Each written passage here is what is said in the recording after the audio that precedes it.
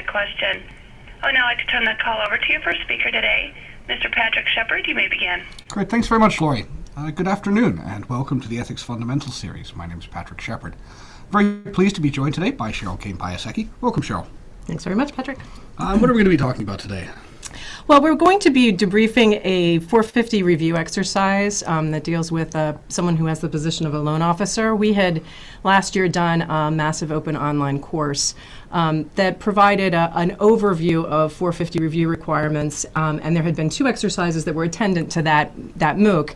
And what we're Right. planning to do is to continue to build a library of exercises that will be attendant to that MOOC, so that when folks watch it, we'll just continually provide new opportunities to engage in some sort of application-based learning. Excellent. And this is very timely because, as we know, the deadline for filing 450s is coming up in just a few days. Yes, it is. So hopefully this will serve as a reminder or a refresher for those of you who haven't looked at a 450 in a while. Mm-hmm. We'd also like to remind you about some upcoming events. Next week we will be back for the Advanced Practitioners series, where we will share some best practices, tips and techniques for ethics instructors. Mm-hmm. And we're going to be focusing specifically on handling difficult questions.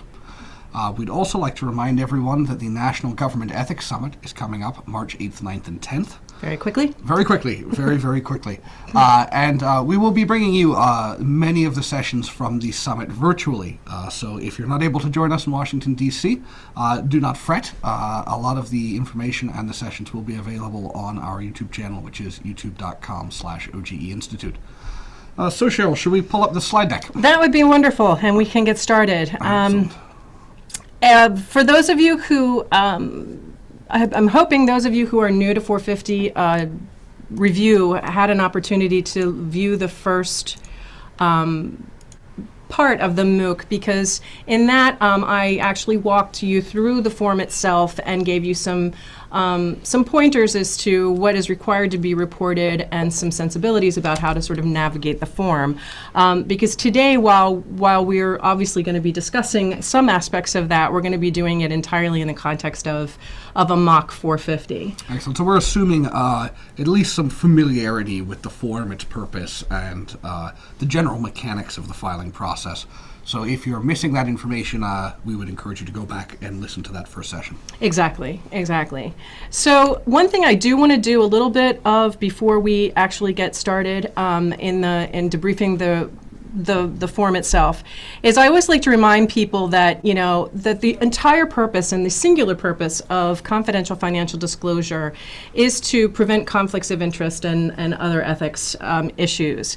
And so I like us to be reminded of that when we go into the review of our 450s, because I think it's important for us to sort of remember what we're prioritizing before we begin the review.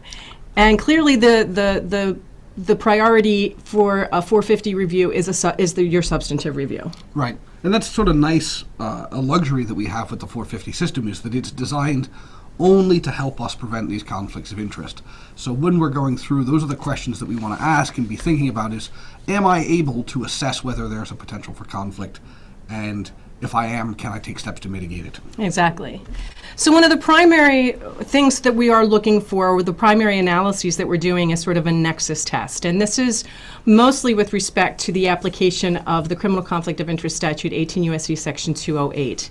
And when we're talking about looking for a nexus, effectively there are 2 pieces of information that we're going to need to be in possession of, and then we're going to try to assess whether or not we think there's any relationship between those 2 pieces of information.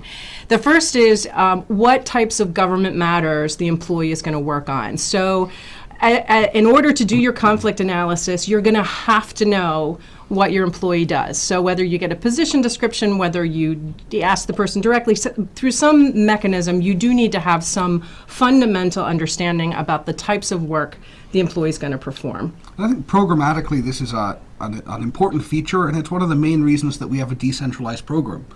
The reason that you all work in the agencies and don't work directly for OGE is because it puts you in a position to find out and understand the work of your employees. Right. So once you get the 450, what the employee is actually doing is providing you with that second piece of information that you need to do your Nexus test, which is what holdings or other types of interests does the employee have that could ostensibly be affected by some of the work that they're going to be performing. And in this vein, we like to remind you that the financial disclosure program is really a request for advice and counsel. So when your employees are submitting their 450s, they're providing you with a set of facts. And they're asking you to take a look at those facts and, based on what you understand of the work that they're doing, help them spot any place where they may have a potential for a conflict, or to bump up against one of the other criminal conflict of interest statutes or the standards of ethical conduct. So from that standpoint, this is where your technical review is in support of your substantive review. When you're going through the report, as you're looking at each thing that the person discloses, you need to have sufficient understanding of what that thing is in order to be able to do a robust conflicts analysis against it. So for those things that you don't believe would ever present a conflict, you may not have to drill down into things like that. But for something where you either can't recognize on its face what it is, or you kind of think it might be something that caused a conflict, but you're not entirely sure what it is, in those instances, you have to get more facts, just as you would need if somebody came to you directly with an ethics question. And the thing I like to think about when I'm going through these forms is to look at each entry and ask myself the following question. Do I have enough information about this entry and about this employee to determine A, that this will not pose a potential for conflict, or that B, it does pose a potential for conflict of interest and we need to take steps to remedy it? If the answer is neither of those, or if I don't have enough information to make one of those determinations, I know I need more information. Yes, that's a very nice way of putting it, Patrick. That's a really nice sort of like three-step process. Because we just want to remind you that when you're certifying a report, the certification statement is that you're concluding that the filer is in compliance with applicable laws and regulations. So it's really important that we do due diligence in our substantive review. And in the context of that, again, we like to remind people, document, document, document. So we really strongly encourage you to have reviewers' notes when you're asking questions of employees or asking for additional information. Whether or not you include that directly on the financial disclosure form itself, you should have at least some sort of notes to document those questions and the answers that you get and the additional information that you received. Because those are going to be in support of your substantive determination, so that if for whatever reason someone needs to come in behind you and either recreate the analysis that you did or is coming in to somehow second guess the analysis that you did, you have all the relevant facts at your disposal and at their disposal, so that that everybody understands what was known, what was considered, and what the overall analysis was.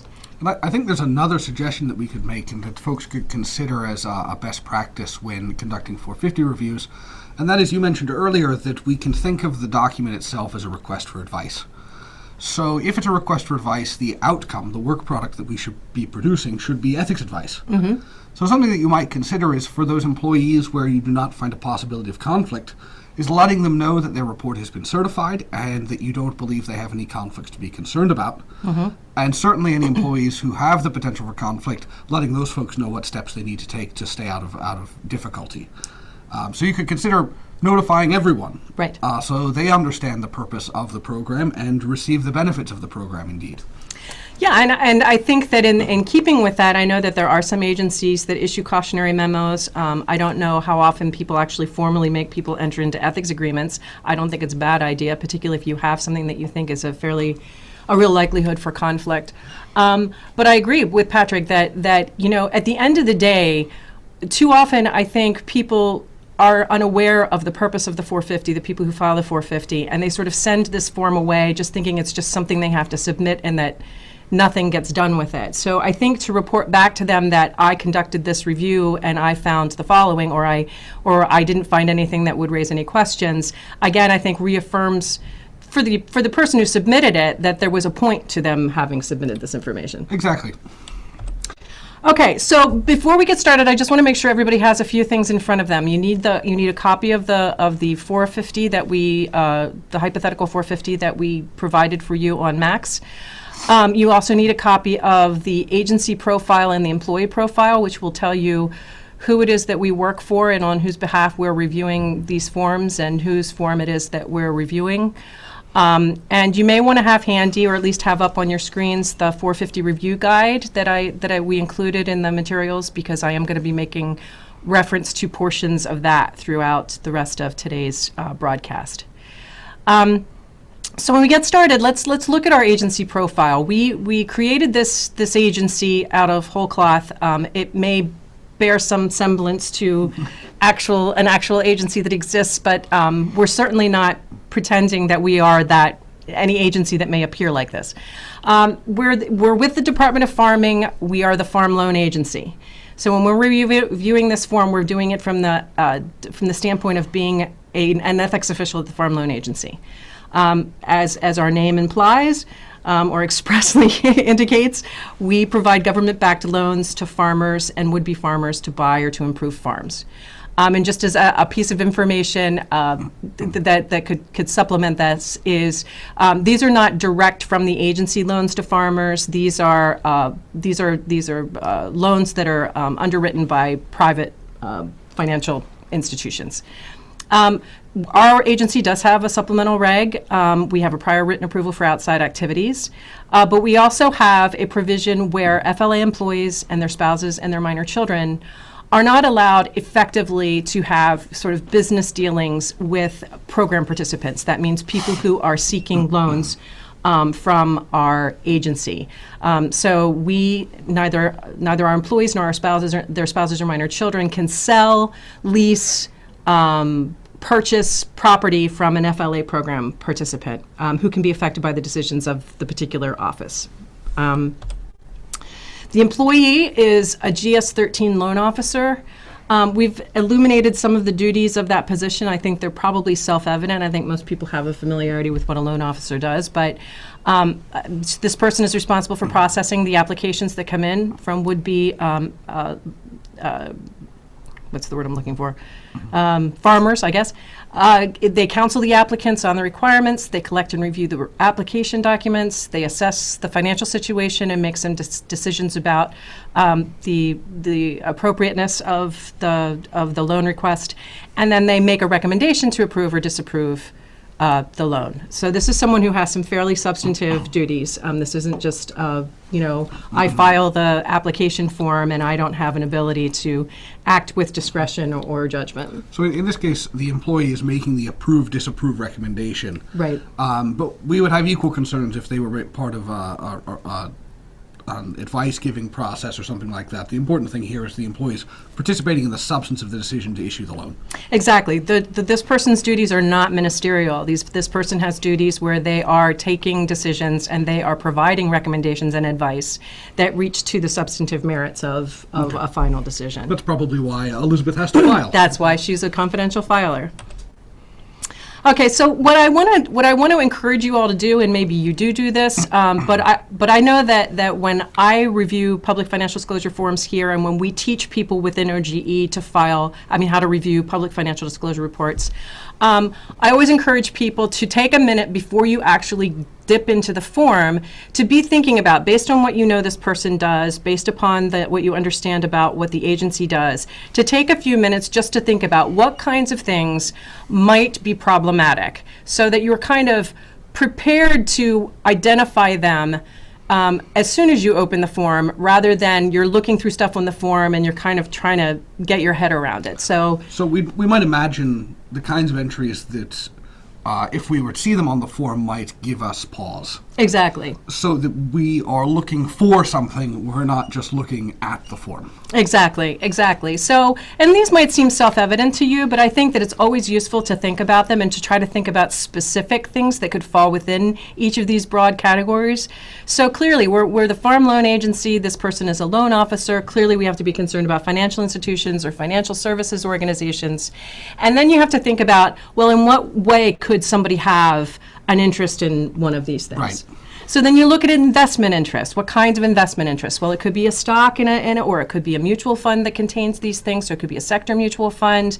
Non-investment types of interest. Does the employee or somebody in the employee's immediate family have an employment interest with a financial institution? Does the employee, him or herself, have an outside position, like as on a board of directors or president or anything that's associated with a financial institution? And then also we have to be thinking about liabilities. Does the person have any loans or lines of credit? And one thing I'd like you to be thinking about with these is not be thinking in terms necessarily about whether or not any and all of these things are reportable. Because not necessarily everything that could present a conflict for someone is reportable on the form. But I think you have to bear those things in mind, just so that you're prepared to see things when they do pop up, and to ask relevant questions if you see certain things on the form that you think might lead to other types of interests that maybe aren't disclosable on the form. Right. Sometimes the form is a balancing act. We try and collect just enough information to make the determination about whether or not someone has a potential conflict. But sometimes there will be an entry that's suggestive of a potential problem that requires some digging in. And it's impossible for us to make the reporting requirements a perfect fit for the information we need to make those determinations. So you want to kind of keep the broader view in mind. Yes, exactly. There are 300,000, plus confidential filers in the government, and any regulation that OGE would have hoped to have written to require disclosure was never going to be a one-size-fits-everybody. So the other thing, obviously, that sort of is an obvious thing, it would be any farming or agriculture interest, because we are the Department of Farming and these are farm loans.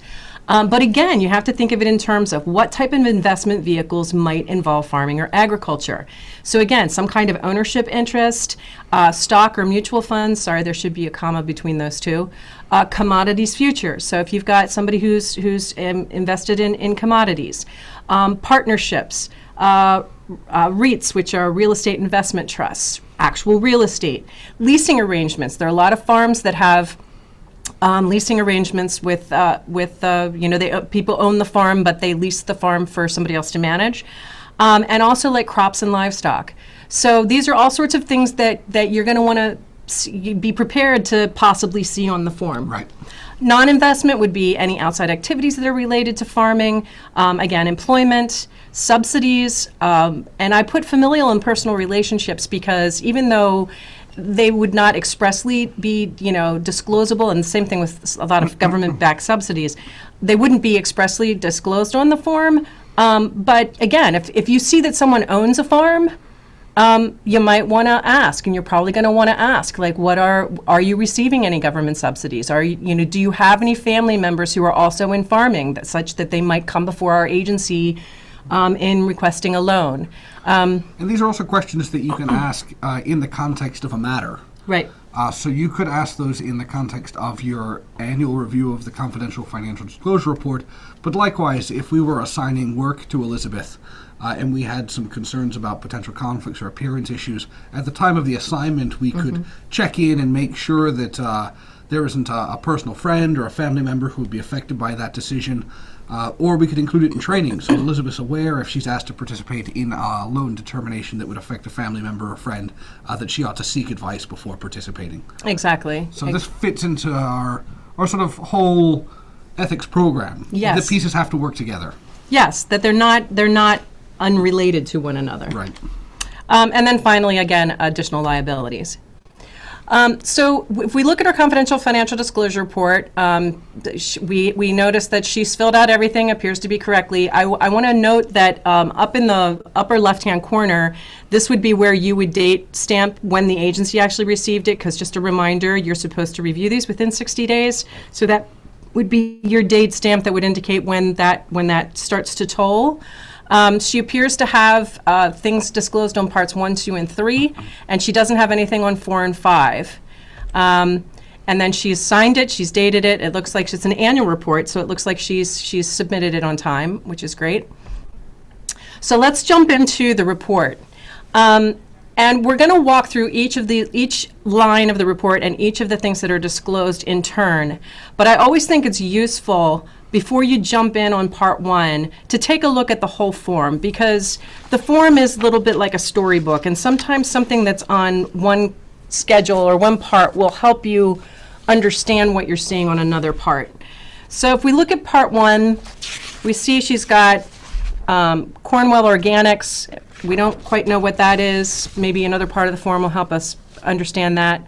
Oklahoma AgCredit, that's a spousal thing. She's got Farmland LP, REIT with a ticker symbol. We'll have to figure out what that is. Mutual Financial Services Fund, and then she's got this USAG thing, which, again, is not self-evident on its face what the heck that is.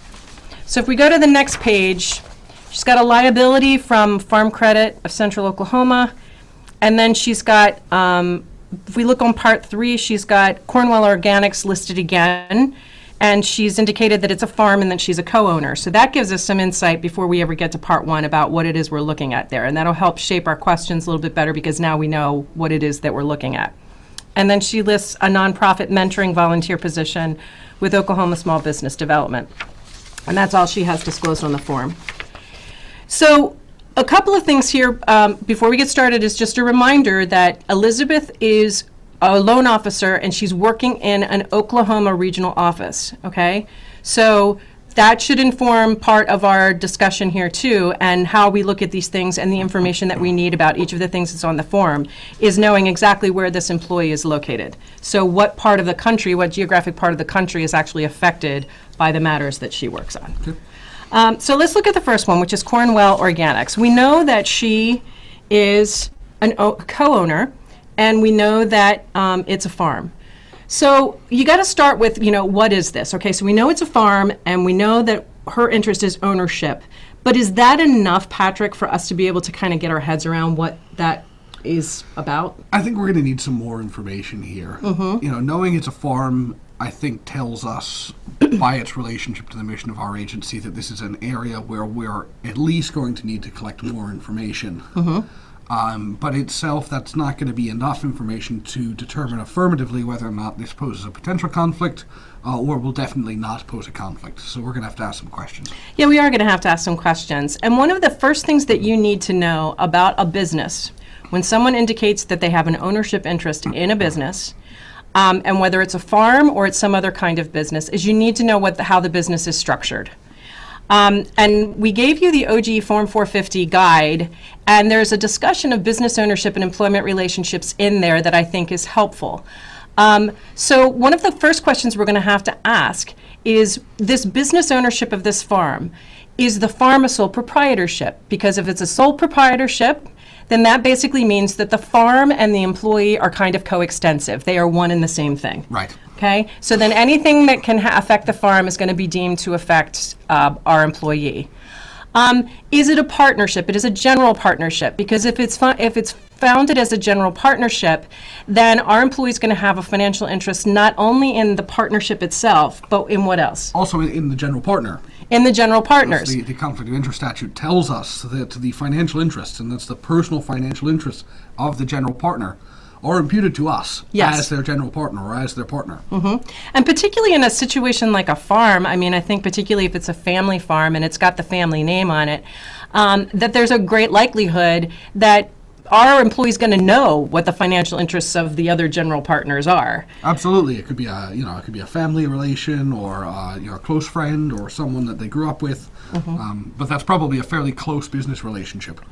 And it's going to be a similar analysis for a limited partnership, because even if you're only a limited partner in a general partnership, you still have a financial interest in the general partners. In the general partners. Now, there are some limited exemptions in 2640 for the general partner interests. And that's not the partnership itself, that's the general partner's interests. That's right. But it is a limited exemption. But again, if you know that that's what you're dealing with, then you know you're going to have to become familiar with that exemption to decide whether or not this person actually has a conflict with certain matters. And then it could be a corporation. And if the farm is incorporated, it may or may not, issue stock. Right. There are all sorts of mechanisms by which you can have an ownership interest in a corporation. Mm-hmm. And I guess my follow-on question would be, by what mechanism do you have that ownership interest? Mm-hmm. And I guess in the event that it was a publicly traded corporation that issues publicly traded securities, we may again have some relief by way of the 2640 exemptions. But again, until we know, right, we don't know. Right, exactly. So you can't do an analysis until you know what the structure of the actual farm is. So that's one of the first pieces of information you're going to need. Now, we know that this, and that's going to apply to any business interest. So that's why I invoked that first, because I want, for those of you out there who don't deal with farms, and farms would never be a conflict for you, I don't want you to think that this discussion is of no material interest to you. That's the same sort of analysis you would do irrespective of what the nature of the business was. So we could be running a store or an IT firm or a staffing company. It doesn't really matter what the business is. We still need to ask all of those questions and figure them out so that we can apply exemptions appropriately or do our analysis completely.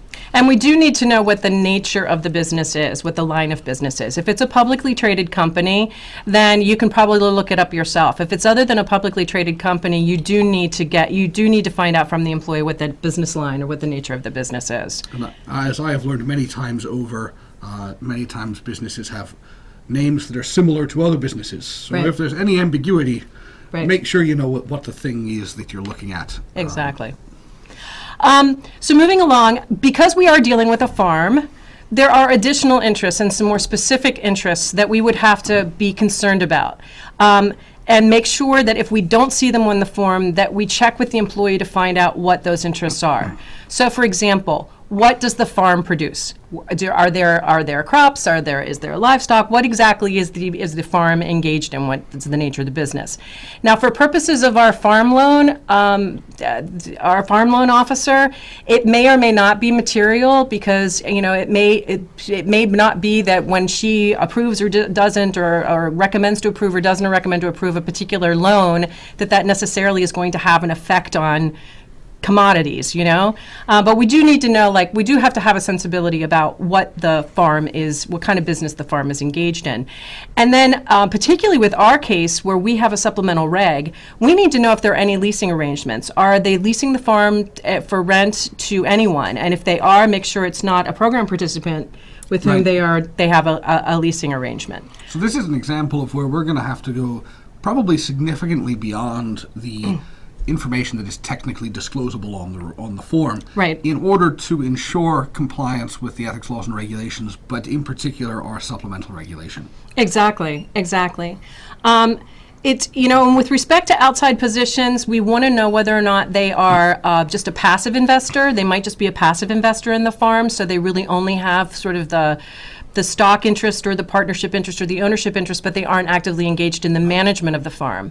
But if they do hold a position and they're actively engaged in the management of the farm, then we have to be concerned about any kind of interactions that they have on behalf of the farm in seeking government subsidies, in seeking those types of benefits. Because again, even though the government subsidies, because they are funded by the government, are not reportable on the form, clearly, if you have an employee who holds a position with a farm and they're the one who are engaging in the negotiations or whatever needs to be done in order to get the government benefits, there's a possible 205 problem there because they're representing the farm, they're not representing themselves. Right. So, we have at least that concern. We want to make sure that our employee is not representing the farm before the federal government. And we may also have concerns about misuse of non-public information. Right.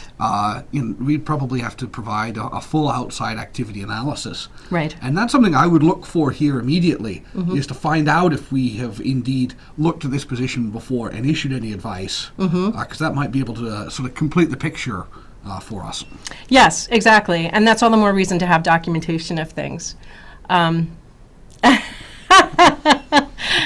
We got a very funny comment on the Hangout. It says, how are you going to keep her down on the farm after she's seen Perry? Yes, a little humor goes a long way, that's for sure. And then, of course, you're going to need to know where it's located, because to the extent that there are conflicts, they may very well be relational, geographically relative.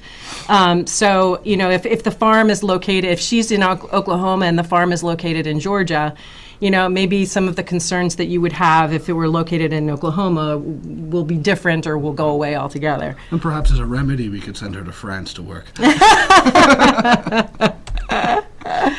So anyway, So I do recommend to you the Form 450 guidance document that we send to you, because it does contain information about the things we just discussed. In addition, it does talk about livestock and farm interests as well, and it talks about some of the things that we mentioned about whether it participates in any federal programs, what its geographic location is, et cetera, et cetera.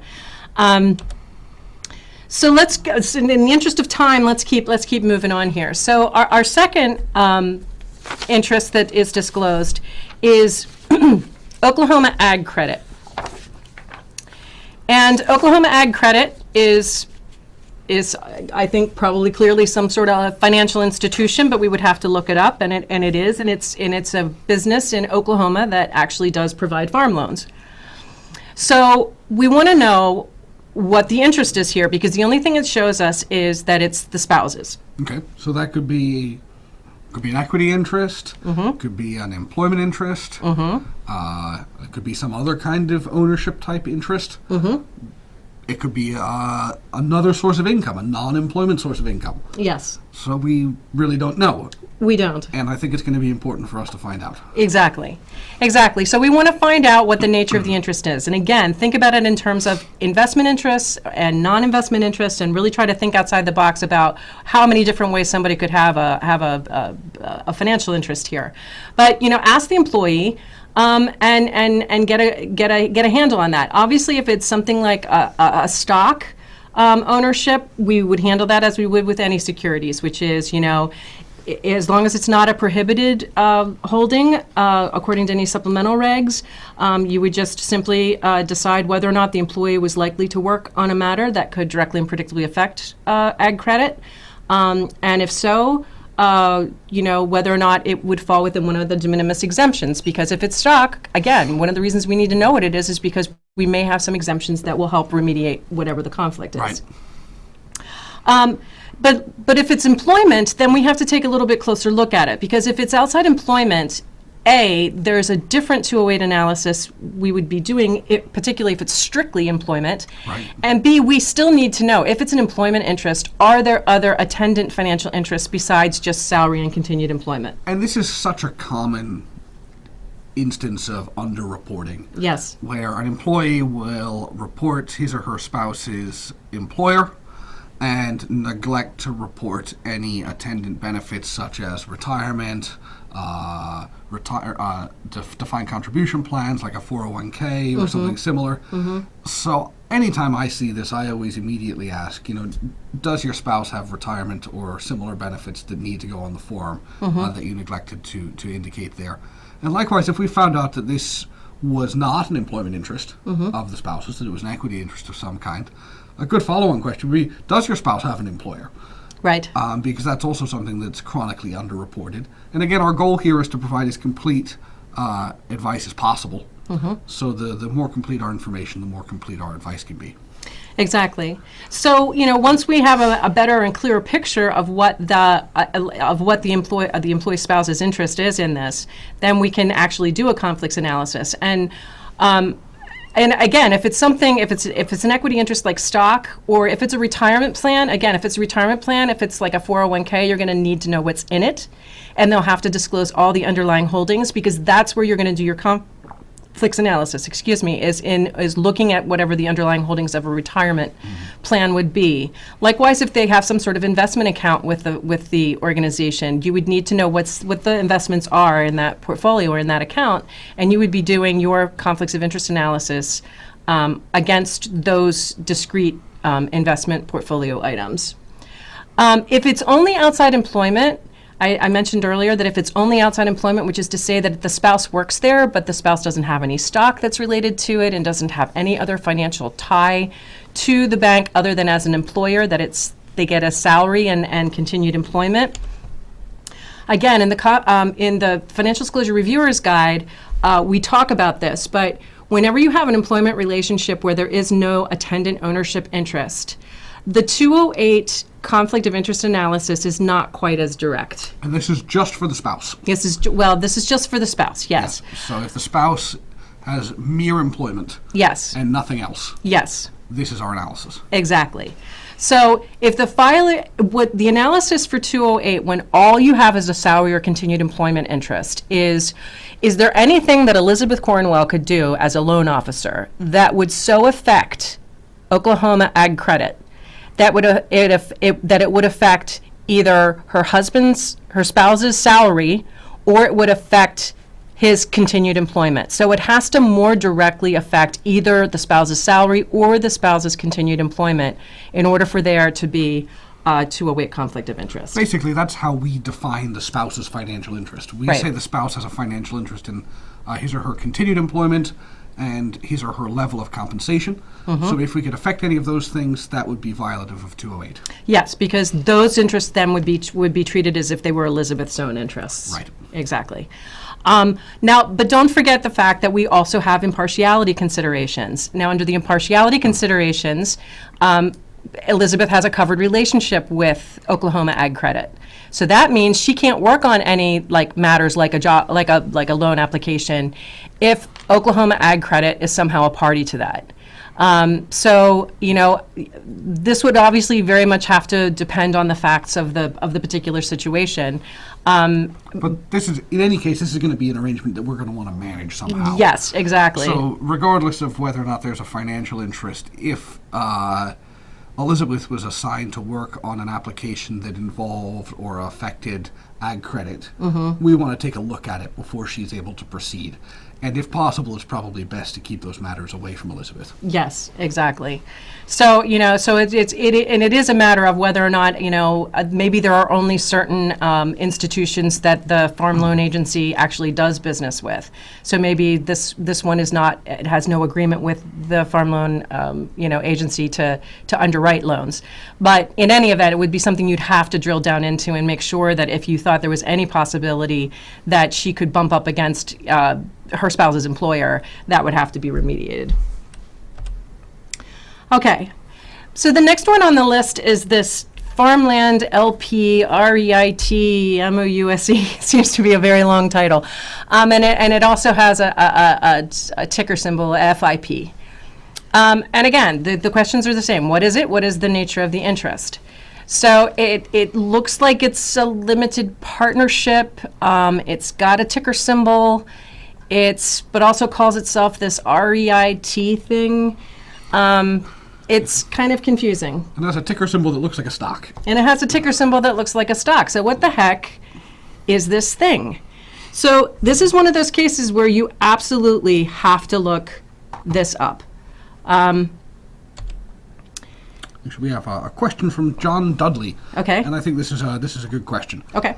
And it says, as the term spouse is used, but not other terms, is it correct that partners in spouse-like relationships and related situations are not covered? And that's a good question, John.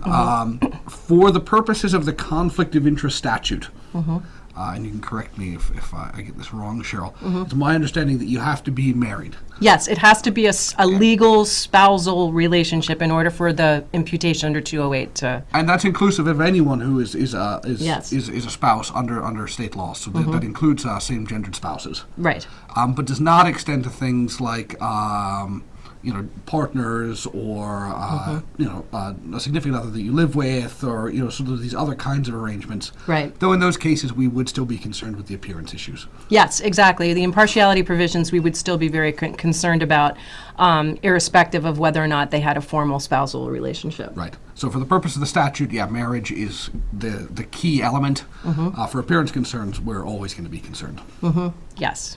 But thank you, John. Yes, thank you. That was an excellent question. Okay, so if you look up Farmland Partners Prospectus, and I've given you the URL here, you will see that they have what they say their offerings are. They say they offer common stock, preferred stock, depository shares, warrants, and rights. And so that sounds to me like a corporate structure. What about you, That looks Patrick? like a publicly traded company to me. Yeah, it looks like a publicly traded company. Okay, so if you look at their description of themselves, they're an internally managed real estate company. They own and seek to acquire primary crop farmland, et cetera, throughout North America.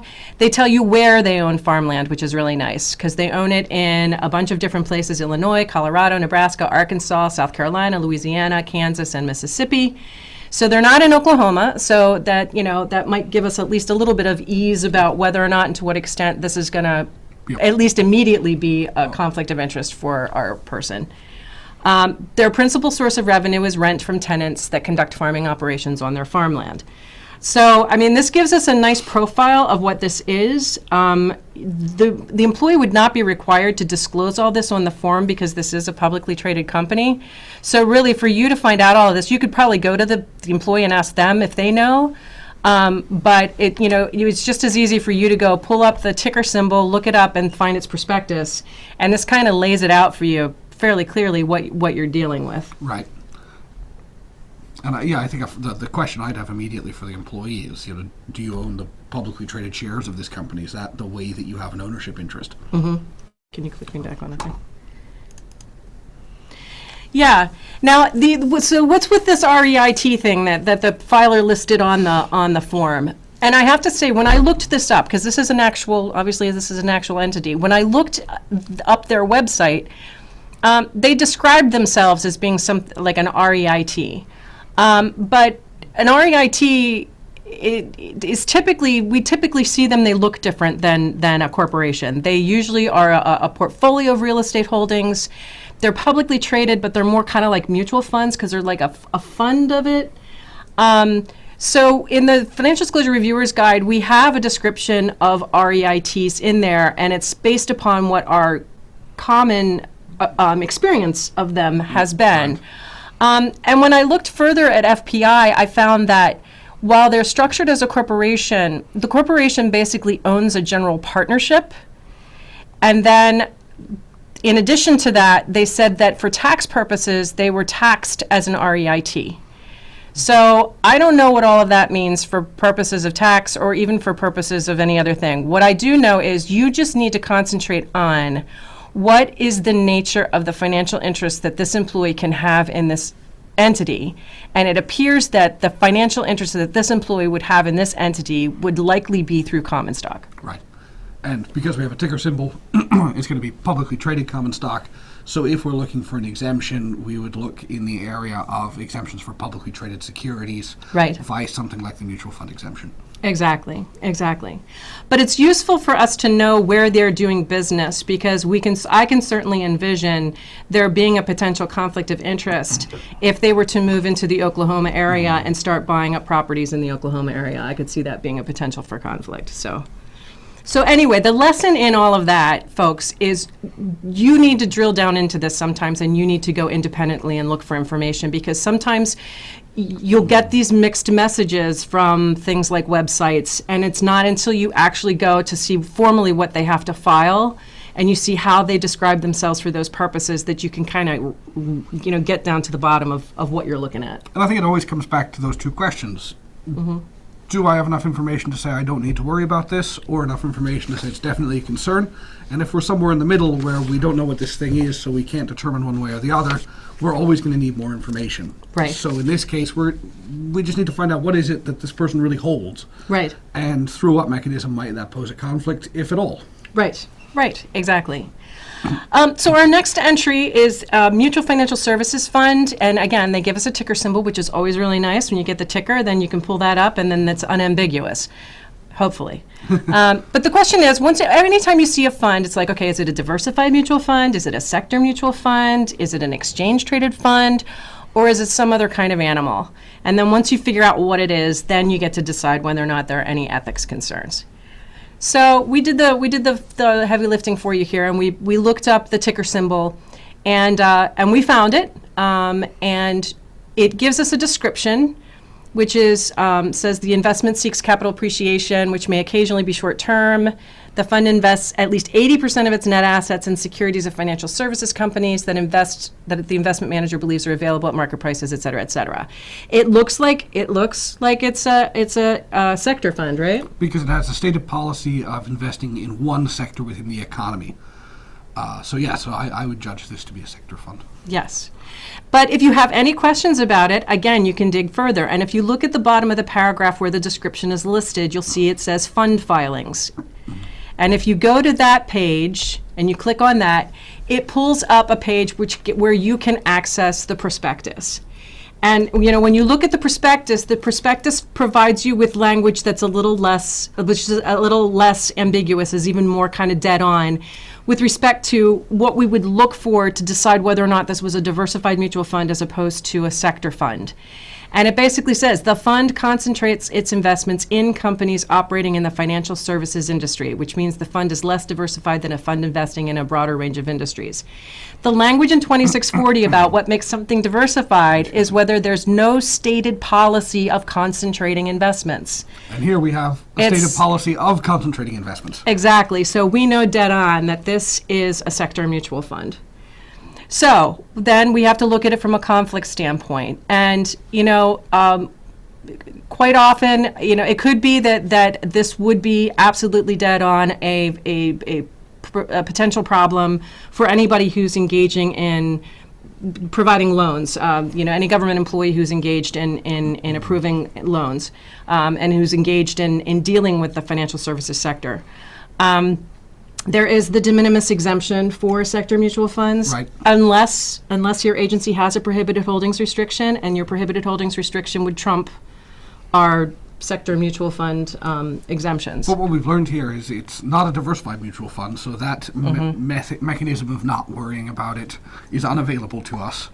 So now we have to determine affirmatively either this poses a potential conflict and we have relief through an exemption, or maybe we can make a determination that this actually isn't a concern given the situation of Elizabeth. Right. But we have to answer both of those questions. Yes, we do. Okay, so our final thing on part one is this thing called USAG. And again, is it a fund? And if it is, what kind of fund is it? And what are our ethics concerns? We provided you with the fact sheet for USAG because I think it's an interesting example of where you could start looking at something and think you're looking at one thing, but actually be looking at something categorically different.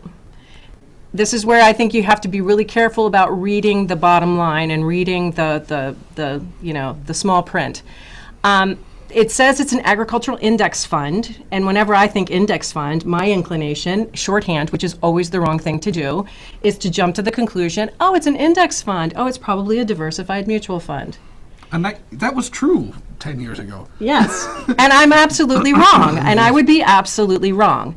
First, this is an exchange-traded product, and then they are very careful to say product, and they don't say fund. Notice they avoid the use of, in the actual explanation of what it is, they say it's a product. And that should always raise some concern, because it suggests that maybe the thing you're looking at isn't a fund or a fund equivalent. Right. And it's following the performance of this other index return, okay? And it talks about it's designed to be a way for investors to access the returns of a portfolio of agricultural commodities futures contracts. Oh, so we're not in the SEC world here. No, we're not in the SEC world. We're in the Commodities Futures Trading Commission world. Yes. So the minute you see anything that talks about commodities or commodities futures, you should almost just decide right there and then you're probably not dealing with a mutual fund. So we're not going to have available our sector mutual fund exemptions, nor are we going to have diversified mutual fund exemptions available, because frankly, this thing isn't a fund. It's not a fund. It is not a fund. And they even tell you so. So if you get to the bottom of this little fact sheet, well, first of all, the one nice thing about it is it gives you a more portfolio of it, like typically what futures contracts they're invested in. So if you, for example, do work in an area of the Department of Farming or USDA, where it is material consideration to conflicts that you understand what types of commodities are likely to be affected or that are involved in this portfolio. They give you a nice breakout of the portfolio, but the most important thing they do at the end is tell you explicitly USAG is not a mutual fund or any other type of investment company within the meaning of the Investment Company Act of 1940. And how is it that, what is the relevance of the Investment Company Act of 1940, Patrick? Its registration under the Act is a necessary condition for using the exemptions for mutual funds. Yes. So here, because it's not an investment company under the Act of 1940, we know that we cannot use those de minimis exemptions. Yeah, so if you can keep that in mind, that by definition, a mutual fund has to be registered under the Investment Company Act of 1940. Then, anytime you see language that suggests that something either is, you'll know you're in mutual fund land. But if it says that it's not, you are not dealing with a mutual fund, and you're not going to be able to avail yourself of those exemptions. It's very nice of them to tell us that. It is very nice of them to tell us that. Sometimes you have to work a little harder to figure that out. Yes. Yeah. Yes. Okay. And so just for your welfare as well, I did find these two commodity fund site. They basically are listings of commodity funds. So if you run across something and you're not quite sure, here are at least two websites you can go to that list a lot of, it may not be entirely comprehensive, but I think they were fairly comprehensive list of commodity funds. So it's a place to start. It's a place to start. Yes, exactly. Okay, so we're done with part one. Now, though, actually, I want to go back to this one first. Again, what you need to do to make sure, and I don't want to shortchange the analysis here. Again, once you've decided and figured out what it is, you do still have to do the conflicts analysis. So I don't want to say that, well, because it's not a mutual fund, you can't use the exemption, so this is going to be a problem. You still have to determine that it is a problem. It's just that if you determine that it is a potential conflict, you just don't have the same tools to work with to remediate it that you would if it were actually a mutual fund. Right, so your options are basically recusal or divestiture. Right. Okay. So now we move on to part two. And on part two, Elizabeth has listed Farm Credit of Central Oklahoma, and it looks like they have an equity line of credit from Farm Credit of Central Oklahoma. It's a line of credit. One of the big questions I have is, this is listed on this form, but if you look at the directions for liabilities, it may not be an actual reportable liability. Right, because we exempt from reporting requirements those liabilities offered on terms generally available to the public from financial institutions. Yes. So would you jump to any conclusions with this, Patrick, or what would you do in this situation? Well, the fact that it's been reported, I think means we at least have to consider it, whether it's reportable or not. And also because it's from Farm Credit of Central Oklahoma, and we're in the business of issuing farm loans in concert with financial institutions to people in the farming industry. Right. I may have some questions. Yes, yes, indeed. So I think we want to satisfy ourselves that this was in fact reportable or not reportable, which is to say, was this on terms that are available to the general public, or was this sort of a sweetheart loan, and maybe not even in a malign kind of way, but just that for whatever reason they were long-standing relationship with this particular lender, and familial ties or who knows what, and so they were given a line of credit on more favorable terms. We just have to ascertain first of all why this is reported and whether or not there's anything there that we need to be concerned by.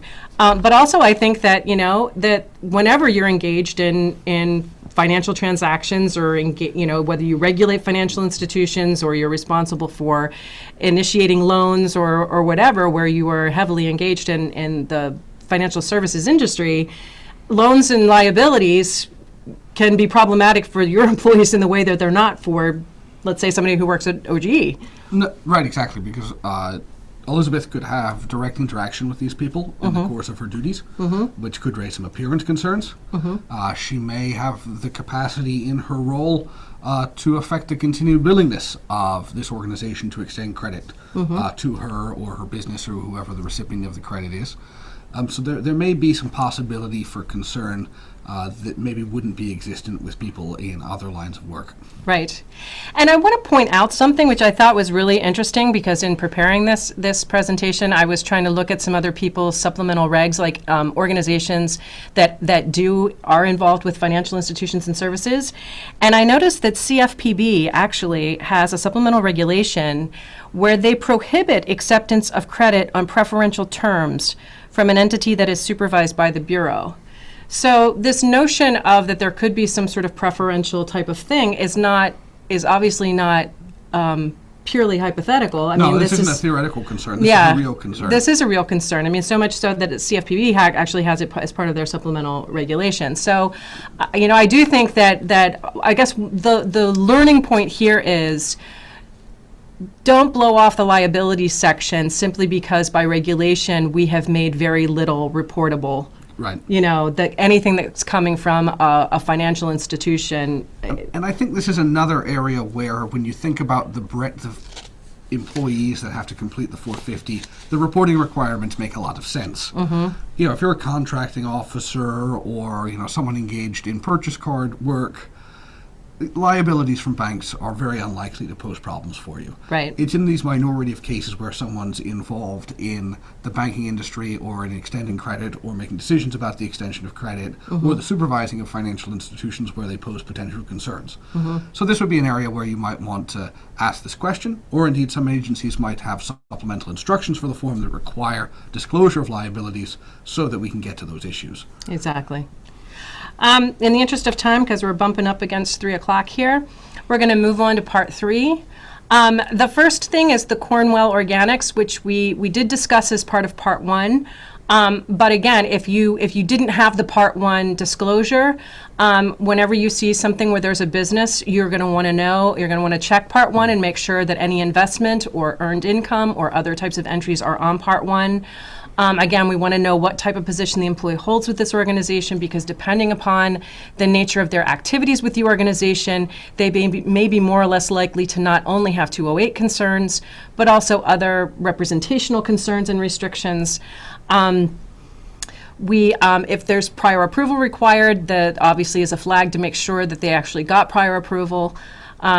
I don't want to belabor this because we did talk a lot about this with respect to what we saw in part 1. Did you have anything that you wanted to add, Patrick? No, just that I would start with looking for the prior approval for the outside activity, because it's possible that we've already advised completely, and if we haven't, we know we have to go through that process, and we have a number of courses. We have a whole MOOC dedicated to doing that analysis. So if you don't know how to do it, I'd encourage you to take a look at that. Yes. And then the second thing that's on the form is this Oklahoma Small Business Development, and the employee, it's a mentoring organization, and the employee appears to be a volunteer.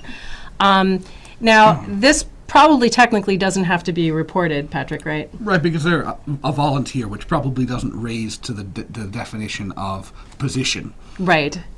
However, since they've provided this information, where we have concerns, we should address them. Yeah, and I think the other thing, too, with volunteer, that just means you're not compensated. So I also would want to look into what services are they providing to the organization, because if they're providing personal services to the organization other than, like, filling envelopes and doing, ministerial stuff, if they are really providing, like, consulting services or something like that to the organization, then just because they're not paid for it, I would not be inclined to say that that wouldn't be something I'd encourage people to disclose. Right. And, some of the things we look at are, whether the organization exerts control over the employee in their capacity as a volunteer, so if they're being directed, and if they have a fiduciary responsibility to the organization, certainly then we have a concern.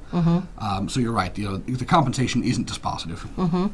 And again, I agree with Patrick. If there's prior approval required, and this is one of the beauties of requiring prior approval, and if this is the type of activity that would fall within that ambit, that's kind of the avenue to go. Make sure it's already been approved. If it hasn't been approved, then you go through that whole process, which is a much more rigorous process.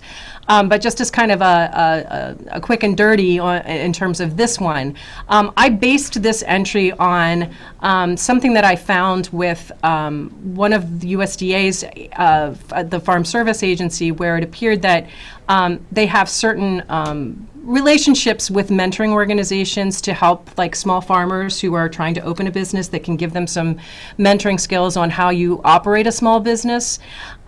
So this type of service is actually something that might very well be part of the services that are provided by the government. And, if you have an employee who is engaging on the side in doing it for another entity, or doing it, like, even particularly if they're doing it for compensation, there may be some relatedness things to the job that they're doing. Or you may not want them to be in the business of trying to, counsel their own clients on, attending this particular mentoring service as opposed to, attending another. Yeah, so, it's something we just want to go through the process for the outside activity review. Right. Yeah, that makes a lot of sense. Okay. So they haven't reported anything on parts 4 and 5, and I just strongly encourage you that even though they're left blank, to go back to the filer and confirm that there aren't any reportable agreements, arrangements, or gifts. And I think particularly if you have anything on the form that would lead you to believe that there could be a possibility of either of those things. But in any event, just out of the sake of being complete, I would always just confirm that that there was nothing to report on parts 4 and 5. Excellent. And that brings us right to the top of the hour. So we were successful at getting through the exercise within the time. Should we open it up for a question or two? Yeah, sure. In case we have something on the phone. And again, if those folks on the Hangout have any questions, you can put those in the lower right-hand corner of the screen, and we'll address a couple with the time we have remaining. Thank you. At this time, if you'd like to ask a question, please press star followed by 1 on your touch-tone phone. Questions will be taken in the order they are received. Again, that is star followed by 1 on your touch-tone phone. You will be prompted to record your name prior to asking your question. One moment for your first question. And while we wait for the first question to come in, it's a good idea to remind folks that this presentation, like all of our presentations, will be available immediately after the end of the broadcast on the YouTube channel, which is youtube.com/OGE Institute. So if you want to go back and listen to something, you can do that. If you have to take off right now and don't have time to hang around for the questions, you can come back and find those too. And Patrick, we're probably going to house that in the MOOC section, correct? That's right, yeah. So we'll be adding this to the 450 MOOC. Okay. I don't show any questions on the Hangout. I'm showing no questions on the phones. Yes, and actually we do. We have a question that's come in on the Hangout. So the question is, Cheryl, if we know the filer is married but has marked no on everything, can we assume that that's correct or follow up? I think that's a good question. That's an excellent question. My advice would be that you always follow up. If you know that the filer has a spouse, there is every possibility that there's some sort of spousal employment at the very least. So I would always go back and confirm that there's nothing to report on the form. And I think, this is a case where good notes can help. So if I saw this on a new entrant report, I would absolutely every time follow up to make sure that the employee understood. Yes. If we had had a back and forth and we had clearly communicated to the employee that any spousal employment would certainly be reportable, and you have confidence in that discussion and the employee's ability to understand that information, maybe in subsequent years I'd be less concerned. Right. But certainly the first time that would be a concern. Yeah. But yeah, thanks. That's a great question. One thing I did want to let people know too, and I don't mean to be heavy-handed with this, and I always tread a little lightly when we're talking about enforcement type of things, but one thing that you do need to know, and it would be useful to look at the prosecution survey that we put out every year, is that 1001 violations, 18 U.S.C. 1001 violations, which is kind of like a falsification, is a tool of choice for the Department of Justice when they have found some sort of misconduct by someone and they maybe can't prove all of the elements of another violation, but the person was a filer and they failed to disclose on their report something that was material to whatever the misconduct was. Right. And they'll go after them on a 1001. So I always like to let filers know, you do run a risk if you willfully fail to disclose information on your form, because you are subject to criminal penalties for a willful, falsification. And I think this is an area where employees should understand this, that there are benefits to filing, both on the enforcement side and also on the prevention side. Yes, absolutely. We can't help you manage conflicts that we can't identify. Right. So the more complete the information that we as ethics officials receive, the more complete our advice can be. So that's one area where an employee receives a benefit from filing. And also if they willfully fail to disclose, they incur liability personally. So there are lots of good reasons for completing these reports. Yes. And Laura, do we have any questions on the phone? We do have one question. Sheila Gordon, your line is open. Excellent. Welcome, Sheila. Okay, could you repeat how we can receive this information again, please? How you can receive the information? Yes. Which information? Like the whole website, the program that we just finished looking at. You'd like to find out where you can watch the broadcast again? Sure. The URL is youtube.com/OGE Institute. There will also be a link to the presentation from the Max page where you registered. So if you have bookmarked the Max registration page, you can find the link there. You can also find an index of all of the previous courses on Max, and that is searchable and sortable by topic, as well as the title of the presentation and the series it belongs to. So if you're looking for prior broadcasts, that's a good place to start. Well, and the max.gov site where you registered, that's where all of the materials are as well. So the slide deck is there, and all of the materials that we covered today are there. And after the broadcast, a direct link to the YouTube channel will be there as well. So you'll have the whole package right there on the max.gov site where you registered. Excellent. Well, thanks, Sheila. Bye. Thank you. At this time, I'm showing no further questions. And I'm showing none on the Hangout. So thank you all very much for joining us, and thanks, Cheryl, for being here. Absolutely. And we look forward to seeing you next week for the Advanced Practitioner Series. Yes, and good luck with your 450s. Yes, enjoy 450 season.